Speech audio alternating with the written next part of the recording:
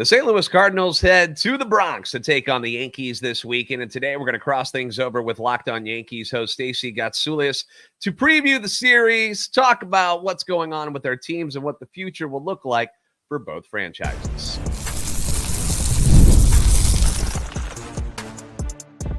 You are Locked On Cardinals, your daily St. Louis Cardinals podcast, part of the Locked On Podcast Network, your team every day. Hey there, Cardinals fans and Yankees fans. I'm JD Hafron, and I'm a national radio sports anchor born and raised in the Lou and a lifetime Cardinals fan, and I'm your host for Locked On Cardinals, part of the Locked On Podcast Network, covering your team every day. You can follow me on Twitter, X, at JD Sports Radio, and the podcast at LO_Cardinals. I want to thank those of you who make Locked On Cardinals and Locked On Yankees your first listen every day. We are free and available wherever you get your podcasts. Be sure to follow all of us on YouTube, like, subscribe, and comment, and interact with us. Hit that notification button so you know when the new episodes of Locked On Cardinals and Locked On Yankees are posted. This particular version of the show is serving Cardinal Nation and giving the best fans of baseball all of the info about the birds on the bat. Today's episode brought to you by PrizePicks, the easiest and most exciting way to play daily fantasy sports. You can go to prizepicks.com/LockedOnMLB. Use the code all lowercase, LockedOnMLB, for a first deposit match up to $100. Stacey Gatsulis joining us here today, host of Locked On Yankees. You can find her at Stacey Gotts on Twitter X. Do you still call it Twitter? I still haven't given up on that yet. I still say I'm not Twitter ever X. calling it X. Make sure you guys give her a follow. They do a great job over at Locked On Yankees, and it's fun to be able to do a crossover with you with a little interleague action between two of the most storied franchises in Major League Baseball. I wish this series was set up to be a little more meaningful for both squads. The Cardinals are just kind of hanging on right now, just, mathematically still in it, but realistically probably out of it. Whereas the Yankees, first in the American League East, trying to get that number one seed in the American League for the playoffs, which are coming up in about a month. So good to talk some baseball with you. Tell me about the Yankee season so far. We know that Aaron Judge and Juan Soto have obviously been huge pieces. I want to talk about them because we're really jealous because the Cardinals had a somewhat similar situation just a couple years ago where we had a dynamic duo, and it's not quite the same as you guys have, but we're going to get into that a little bit. But what's been going on with the Yankees? Because just coming off, is the sky falling, Stacey? Because the Washington Nationals out of nowhere take a couple of games from you guys, and I know how fans get upset. I deal with it too on the Cardinals side when you're used to winning, and then you lose a couple of games to a team that clearly you're supposed to be better than. People get very upset. How are you guys dealing with all of that right now? I mean, you would think the Yankees were in last place after what happened in Washington. The problem with the Yankees this season, this isn't really a problem. There's a good thing. They're good against teams above 500. They have one of the best records in baseball against teams who are over 500. But on the flip side, they're just over 500 against teams who are under 500. It's as if they play down to the competition, and that's been a problem all season. And, in those games, the Yankees have a tendency to lose games in embarrassing ways, in sloppy ways. They had 4 errors the other night against the Nationals. Carlos Rodon allowed 5 stolen bases in the first 3 innings the other night. Just awful baseball. And that's what bothers Yankee fans the most. It's not the losing, it's the way they lose. They don't look like a first place team. They don't look like a team that is going to win number 28 when they play like T-ballers occasionally. And it's just embarrassing. Now, when it comes to the stolen base thing, Cardinals have been dealing with that too throughout this season, and I sometimes I don't know who to blame. I don't know if it's on the pitcher most of the time. I don't know if it's on the lack of throwing ability behind the plate. I mean, the Cardinals had so many years with Yadier Molina back there where it didn't matter what the pitcher was doing. People weren't going to run because Yadi was back there with that cannon, and he was probably going to get you whether the guy had a big leg kick or not, whether he was doing a slide step. And the Cardinals this year and last year have been learning the hard way how good Yadi was, not only with calling a game and handling the pitching staff in general, but throwing runners out. They've got right now, we don't have Wilson Contreras behind the plate, who's got the better arm of the catchers. He's out again, got an injury, so you won't see him in this series. But they got a couple of rookies back there, and Ivan Herrera and Pedro Pages. And Pages threw 3 into center field the other day, and it's just like I'm like, what happened? Like, well, how did we all knew the stolen bases were going to start coming? I mean, the league told you that they were going to try to get things running a little bit more, and the Cardinals have not been able to figure it out. Has this been an issue for you guys all season with the stolen bases, or is that just an anomaly with what happened with Rodon? Well, I'm surprised because there was a game against the Red Sox where they stole like 8 or 9 bases, and it was the most bases ever stolen against the Yankees ever. And I was surprised that more teams didn't start doing that against the Yankees, because after that game, I figured, oh boy, they're really going to expose the pitch. It's more, I think in the Rodon game the other day, it was more him than Wells. I'm not going to blame Wells entirely for it because he just couldn't. He was having issues with pitch comm. And the thing with Carlos Rodon is if one thing goes wrong for him, it turns into a disaster. The pitch comm balk was a situation. Yeah, like he reminds me of a child, like a toddler, that if one thing goes wrong, they just have a tantrum. And that's basically how his starts go. Like if one thing goes wrong, you just expect it to go spectacularly off the rails. And that's what happened the other night. But their catching situation for the Yankees, we have Austin Wells has come up and done amazingly well, lack of a better word. Rookie, really good bat. And he was having issues when he first came up. He was one of those guys where he kept hitting it to people and hitting the ball really hard, but I kept saying in April and May, I'm like, it's going to correct itself and he's going to start hitting really well. And that happened. His defense can use a little work, but he basically stole the starting job from Jose Trevino, who got hurt because Trevino doesn't have the power that Wells has. Wells is also a lefty. It's good to have lefty power. And defensively, would we like to have better catchers in that vein? Yes. But right now, I like having Austin Wells at the dish as a batter over Jose Trevino. I just wish they would work on their throwing ability. Yeah. It's strange that that catchers have not figured out how to throw it to second anymore. Where did the catchers of our youth go? I don't know. All I remember is Yachty. I mean, I know we've been really spoiled. It's like Yachty, and then they had Mike Matheny, a lot of Gold Glovers along the way, and the Cardinals have been very spoiled in a lot of ways, and we're starting to learn that life was pretty good, and nowadays things are a little more difficult than we are hoping them to be.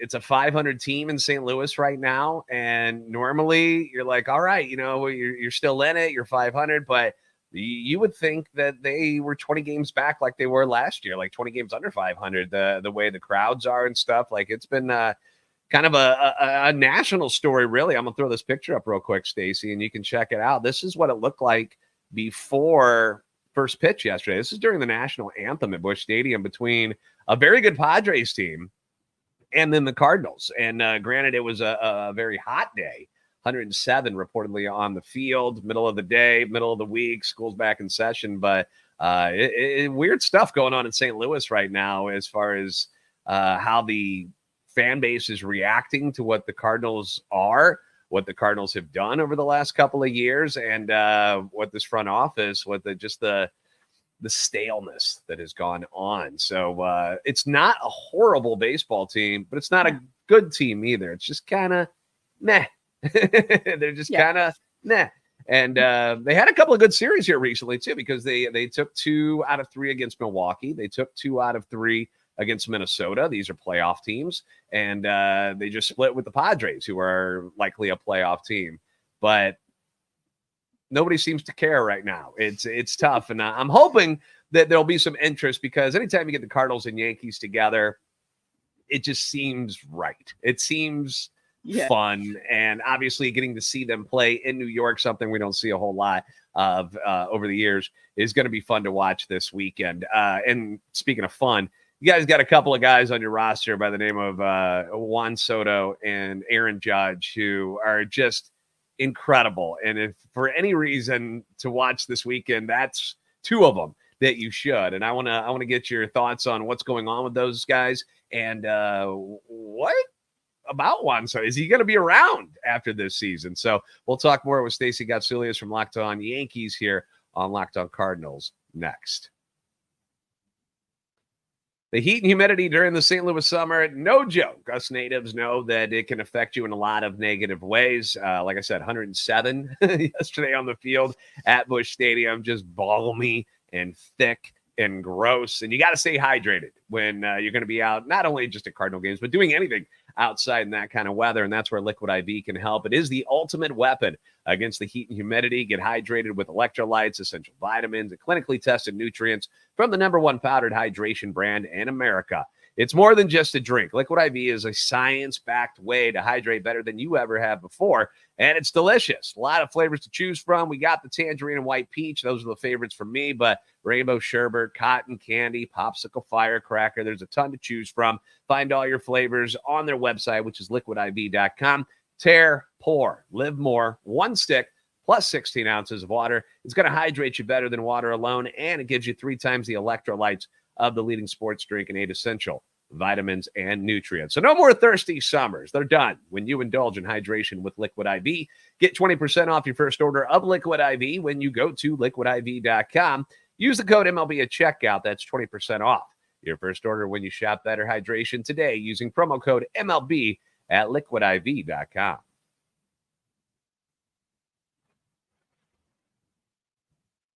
Thank you for making Locked On Cardinals and Locked On Yankees your first listen today. For your second listen, enjoy the Locked On MLB podcast hosted by our buddy Sully, who is here daily to provide national expertise with his trademark humor. You can prepare for the Fall Classic with our guy Sully, who has it all covered every single day at Locked On MLB, which is available on YouTube or wherever you get your podcasts. It's all part of the Locked On Podcast Network, your team every day.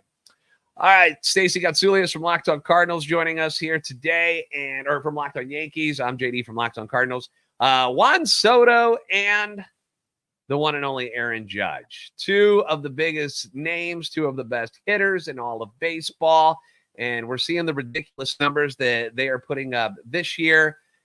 It seems like a match made in heaven. And how has the ride been so far? In his first year in the pinstripes, Juan Soto has been, I would guess, everything you guys wanted, right? Oh, yeah.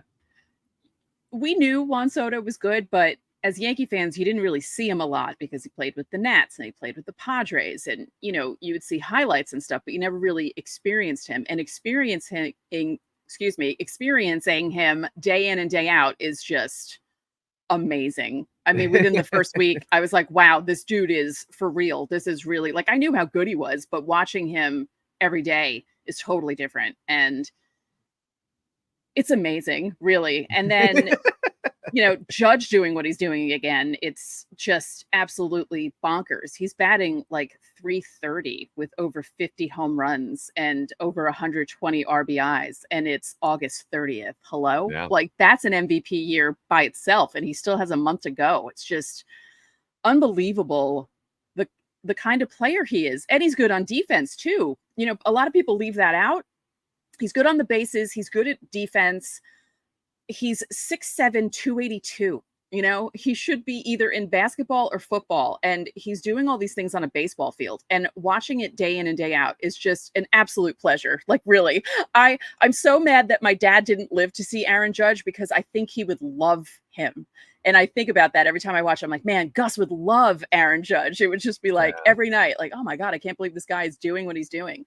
And the combination of Soto and Judge, I actually don't know why anyone pitches to Aaron Judge at this point with the way the lineup is constructed. Although I shouldn't say that, because Austin Wells and Giancarlo Stanton kind of flip-flop sometimes, and they're behind him, and they've become better, I guess, protection for him, so they don't have to intentionally walk him. But there was a couple of weeks there where I thought to myself, why aren't they intentionally walking him every single time he comes up? Because it's like almost automatic now at this point. He didn't hit any home runs during the Nationals series, which was very strange, because up to that point, it felt like he was hitting at least 1 or 2 every day. Seemed like it. Crazy. Yeah. But it's a pleasure. It's a pleasure. And hopefully this isn't the first and only year for Juan Soto as a Yankee. You know, hopefully Hal will back up the Brinks truck and give him whatever the hell he wants. Give him buildings in New York. I don't care. I'll give him money. I just pay him at this point. What do you think is too much? Like, I mean, Nothing. I wouldn't suspect he's going to go for it. Nothing. Yeah. No, I'm serious. I would I'm think he's being going to completely get a Shohei deal just because the pitching side. Shohei is just a different thing. It's a unicorn type of situation. But I'm curious what he'll get because you're still talking about. I know Juan Soto feels like he's been in the league for 15 years, but he hasn't. Yeah, he's barely. He's like scratching the prime of his career. Like he's not even there yet. Right. He's not at the prime of his career, which is frightening to think about, right? Like most guys hit their prime 27, 28, 29. Sometimes it takes till 30, but he's not even there yet. This is the one guy that would deserve like a 15-year contract at this point or a 13-year contract, right? Because then by the end he'll be DHing and who cares? But yeah, this is the one dude that I wouldn't mind the Yankees being like, all right, let's just give him $750 million, 12 years. It's not my money. I don't care. Lock it up, whatever you got to do and make it happen. And don't let him get away from you. He's the perfect Yankee. Like I see him in pinstripes because there are some guys, like I was so mad they didn't go after Bryce Harper. I was mad they didn't go after Manny Machado. Like there are some guys that should be in pinstripes. Juan Soto is showing why he needs to be in pinstripes the rest of his career. And if they don't lock it up and they lose him, I might burn off my tattoo. Just saying. Where is the tattoo? Lower back. Lower back. Oh, that's going to sting if you burn that off. That's not going to be fun. It's this without the flowers. It's just the interlocking NY. I got it. It's 18. It can vote. It's old enough to vote. I got it 18 years ago. Excellent. So on the Cardinal side of things, it's funny because it was just a couple of years ago before Soto got shipped out to San Diego, where it was, from everything we got report-wise, it was down to the Padres and the Cardinals of who was going to get Juan Soto. And then there was this big controversy that the only reason the Cardinals didn't land him is because they wouldn't trade Dylan Carlson, who they just gave away to the Rays at the trade deadline this year, which was not the case. That's not what happened.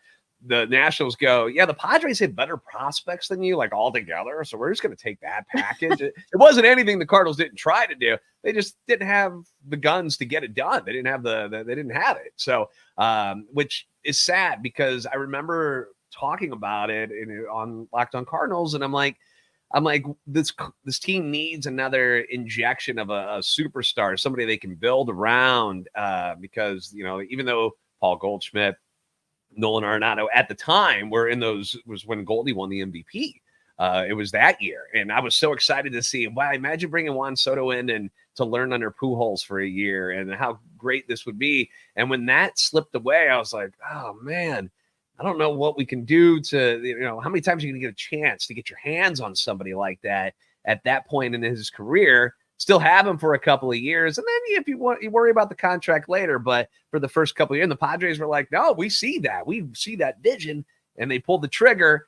It didn't work out for them. They didn't win a World Series or anything like that, but I appreciated the cojones that it took to go after that. And boy, what do you think the fan base in New York would do if Soto does get away? Like, how angry are they going to be about that, considering how well he's fit in with the team, with the city, and most importantly, with your best player, Aaron Judge, where they seem super tight? Yeah. I think we would see an instance of torches and pitchforks. I think we'd actually see a riot. I think it would actually, that people would lose their minds, obviously. And we were talking about his age a little bit ago, and Aaron Judge is 32, right? Mm-hmm. Juan Soto's 25. In 7 years, Juan Soto will be 32. Aaron Judge will be 39 at the end of his contract. And then you still probably would have maybe like 4 or 5 productive years of Juan Soto. Because if you can keep him as a DH, like he could be like one of those guys who lasts until they're like 42 as a DH and still hits like 30 home runs a year or 25 home runs a year or something like that. Yeah. This would be the biggest fumble ever in Yankees history if they don't keep Juan Soto. Worse than the not pulling the trigger for Cliff Lee in 2010. I'm still not over that. It's almost 15 years ago, and I'm still annoyed about that. We got a Cliff Lee drop. I like it. I mean, my God, there were some moves that they made where you're just like, and you think about the prospects that they were holding on to. I think it was like David Adams or something. And who? Yeah. For Cliff Lee? Come on. So yeah, this would be the biggest fumble. Yankee fans would be actually, I think Yankee fans would actually boycott at that point. Because Yankee fans always threaten to boycott. Uh-oh. Are you gonna get one of the? Are you gonna have one of these crowds at Yankee Stadium, Stace? I find that hard to believe, but I never thought I'd see it in St. Louis either. Yeah. Yeah. The Cardinals. I wish they had more of the prime years, because we had 2 years really where Goldschmidt and Arenado were together, and they were still at kind of the peak of their powers. That 2021 season. With them both finishing in the top 3 in the NL MVP. And now it's almost as like you can't wait for Goldie to just be gone the way that things have deteriorated so fast. And it's been sad to see, because Goldie, obviously one of the good guys in the sport, and everybody roots for him. Yeah. And Father Time caught up with him, man. It happens to people who don't take PEDs. That's just life. And it's sad to see. It is very sad to see the demise of Paul Goldschmidt. And it's not like he's just like pure garbage. Like we make it sound like he's hitting 115 with like 8 home runs or something. No, he's 20 bombs. He's going to have like 70 RBIs, and it's just not what you're used to when you've had Paul Goldschmidt for so many years in this league, and he's been so good. And just to see him kind of fall off the cliff so quickly after an MVP season just 2 years ago, it's been a little bit rough. Nolan Arenado, the power numbers are down for Nolan, but he's had a really good August.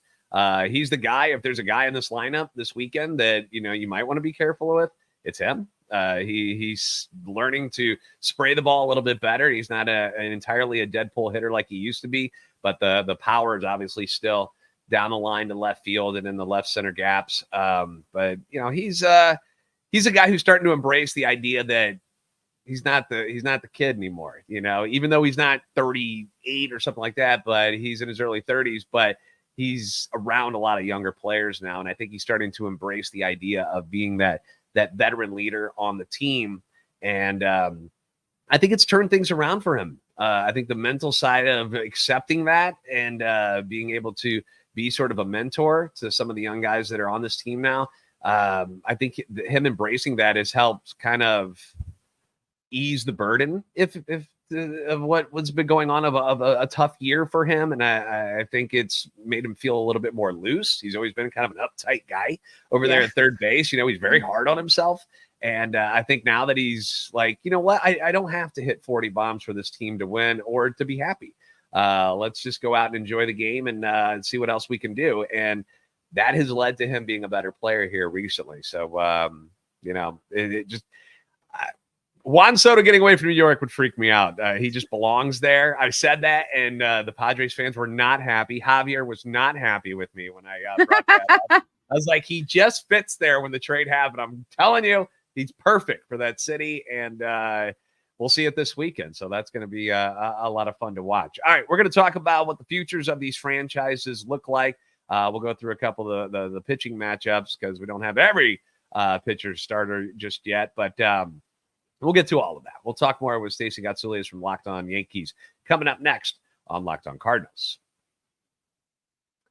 PrizePicks is America's #1 daily fantasy sports app with more than 5 million members, and it's the easiest and most exciting way to play daily fantasy sports. Now, unlike other apps, PrizePicks has it going where it's just you against the numbers. You don't have to go up against another person and worry about that. Just you and the numbers. You beat that, you win. You pick more or less on 2 to 6 player stat projections, and that's how you watch your winnings roll in. They've got promotions for you each and every week. You can now win up to 100 times your money on PrizePicks with as little as 4 correct picks. You can turn $10 into $1,000. All right, who couldn't use an extra $1,000 to just spend on whatever it is you want to spend it on? Sign up today, get $50 instantly. When you play $5, you don't even need to win to receive the $50 bonus. That's the beauty of it. It's guaranteed for you. PrizePicks, the best way to win real money this football season, which is coming up around the corner. Stace, Jets, Giants, what are you? Who do you root for? Buffalo? Giants? Yeah, Giants. I'm Knicks, Rangers, Yankees, Giants. Okay. All right. I got no complaint. I'm a Packers fan, so if you had said Jets, I've kind of been like, oh boy.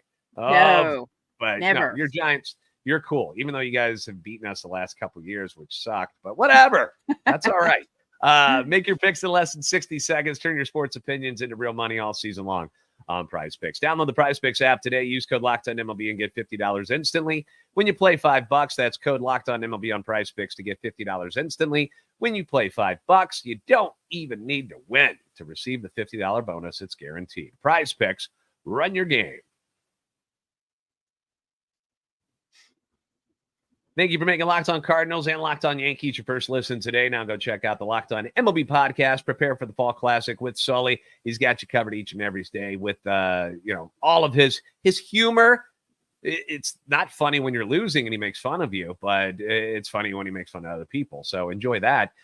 You can find the link to Locked On MLB in the description, so you don't need to search. It's all part of the Locked On Podcast Network, your team every day. All right, so pitching matchups real quick. Eric Fetty and Marcus Stroman. Cardinal fans, you've seen Marcus Stroman a million times when he was with the Cubs. They usually hit him pretty well. You worried about that at all, Stace? Here come the Cardinals against Stroman. We like him. Yeah, I'm worried about Stroman. Aside from the hitting, he's walking a lot of guys. He had a couple of good starts there. They kind of skipped a start for him or delayed a start for him so he could work on some things, and he came back strong in that first start. And now he's slipping back into the walking on a tightrope routine, which is not fun to watch. No, that's not fun at all. Fetty coming over from the White Sox, who, what was that, 17 people in attendance the other day? Yeah, not something like that. Stones, looking at my attendance recently, but yeah, that was a frightening looking scene at Chicago. But Eric Fetty was rescued by the Cardinals, and they pulled him in, and he's starting to find his groove. I mean, he's not a guy that's he's not a strikeout guy by any means, but he's a guy with the sweeper and the sinker that for the most part just tries to keep you off balance. How do the Yankees handle? I mean, obviously you got Soto from the left side, but how do they handle righty lefties? Is there a big split there, like that you're better against one or the other? Or is it kind of yeah, they're horrible against lefties. Hey, us too. That's awesome. Yes, awful. Just completely awful against lefties. I can't remember the exact record. I saw it the other day, but it is abysmal how bad they are against left-handed starters. It's ridiculous. They'll occasionally hit one, but for the most part, terrible. Terrible. Wow. We don't have any lefties starting against you in this series, but we got some of the Nationals had 3. So yay. Okay, good. Game 2 on Saturday, Kyle Gibson against Will Warren. Who is that, Stacey? Because nobody in St. Louis will know who Will Warren is. Will Warren is a rookie. They called him up as an emergency starter in Philadelphia when Garrett Cole was under the weather, and he did okay, but not great. And he just seems to have gotten worse with every start. Yeah. So that could be an auto win for you guys with Will Warren. But who knows? Now that I've said that, he'll come out and throw like 5 shutout innings because I poo-pooed his past performance. Hopefully he figured some stuff out. But I feel bad for him because he's going back and forth from Scranton to the Yankees. And, it probably was pretty scary for him to have to pitch in Philadelphia under that short notice. I mean, the Yankees ended up sweeping the Phillies in Philadelphia, and they were able to win the game that he started. But it's not a steady thing for Will Warren, to be in the rotation. And that's hard to do too. It's hard to have, when you're a batter, it's hard when you sit for a number of games and then you're stuck in the lineup again, and then you can't get things going. It's the same thing for a starting pitcher. If you're not there for every turn of the rotation, it's not easy to get into a groove. Yeah, no, I agree completely. It's one of the reasons why some of the guys that are down in the minors for the Cardinals, some of their bigger prospects, Nolan Gorman was going through it, despite he's, like a 20 home run, 60-something RBI guy already, but he was in a bad spot. He couldn't even put the bat on the ball anymore, so they sent him down. Jordan Walker went down again, and it's for those very reasons. And people get upset about it because they're like, dude, we want to see these young guys play. And they're like, yeah, but they wouldn't play every single day right now for the Cardinals. And so doing what they did and keeping them in Memphis to get, constantly being in the lineup every single day, getting at bats, getting right down there just made more sense for those guys. So I get where you're coming from there. And then the final game on Sunday, Miles Michaelis will be taking on TBD. Tell me about TBD. How good is this guy? I think I saw that it's Nestor Cortez now. I could be wrong. Ah, dang it. You guys are going to put a lefty. That's rude. That's just rude. Yeah, I think it might be Cortez. I have to double check that. But yeah, Cortez is good at home. That's been his thing, where he's good at home, bad on the road. The Yankees have a lot of weird splits going on. They're really good on the road and not as good at home, which is strange. And like I mentioned earlier, they're great against teams above 500, not that great against teams that are under 500. So how will they do against a team who's actually 500? Who knows? We're going to find out this weekend. Now, Nestor Cortez, some of the fans should be familiar with, because there was rumors that the Cardinals were close to pulling the trigger on a deal with the Yankees to acquire Nestor at the deadline, which obviously it either fell through or things picked up with Fetty and they went that direction instead, and whatever happened. But yeah, it's going to be interesting this weekend. I'm excited to see it. Stanton is back and apparently healthy. He's doing okay now. There's another connection there between the Cardinals and the Yankees and Stanton, where Stanton basically said, I don't want to go to St. Louis. Like, don't make me do it. I can say no. Vetoed it, went to the Yankees. But he's kind of one of those guys that, that he's kind of the whipping boy for fans in New York, considering the contract that he's got and, the injuries he deals with a lot. Yeah, it's like, it's not your money, so calm down. And he is consistently one of their best and only clutch hitters in the playoffs. Like, he's amazing in the playoffs when he's there and when the Yankees are there. So I don't understand this hatred that people have, because there are some Yankee fans who like legitimately don't like him. And it's like, it's not like he's purposely getting hurt. That's just the way his body is. And you just have to deal with it. It's frustrating when you see it.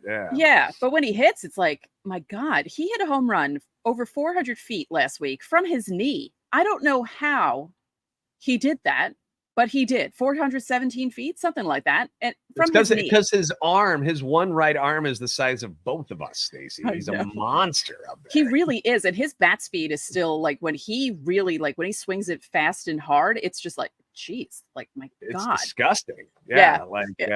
I see a lot that I love about Stanton, but obviously you bring up the reasons why he catches so much flack from the Yankees fans, and it's just the injury stuff. And you can't predict that, unfortunately. Garrett Cole, tell me about Garrett Cole real quick. We got a couple of minutes left, and there's rumors that Garrett Cole might opt out of his contract with the Yankees, either to pinch the Yankees for more money, or I think that's what it would be.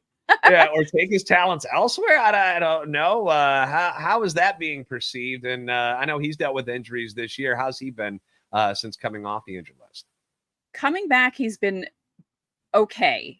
The two worst starts that he had were against the Mets, fittingly enough. And he didn't look great against the Nationals. Gave up a few solo home runs, which was weird.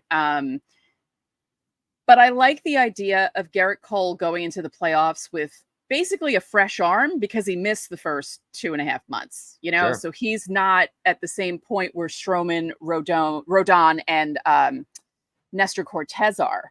And I think with the opt-out, it's really to get more money. I don't think he'd leave the Yankees. The only thing that worries me is he's a Boris client, and so is Soto. And it's like... Ugh. Like, that's a little worrisome to me. But I like the idea of a fresher Garrett Cole going into the playoffs for the Yankees. If he decides to opt out and you can choose one, which one do you keep? You going to keep Juan, or are you going to keep Garrett? I would say Juan. Juan? Yeah, because you would have him around for longer. I mean, if they're going to sign him, he's going to get one of those like 12 to 13 year contracts. Because again, he's at that age. It's not like he's 29 or 30. He's 25. Sign him for the rest of his natural born life. He feels like he's going to be that Julio Franco guy who plays till he's like 48. Like, yeah. I was trying to think of Julio Franco earlier. Thank you for that. And Nelson Cruz too, because he played till he was like 40. That's who it was. Nelson Cruz too. Was like 42. Yeah.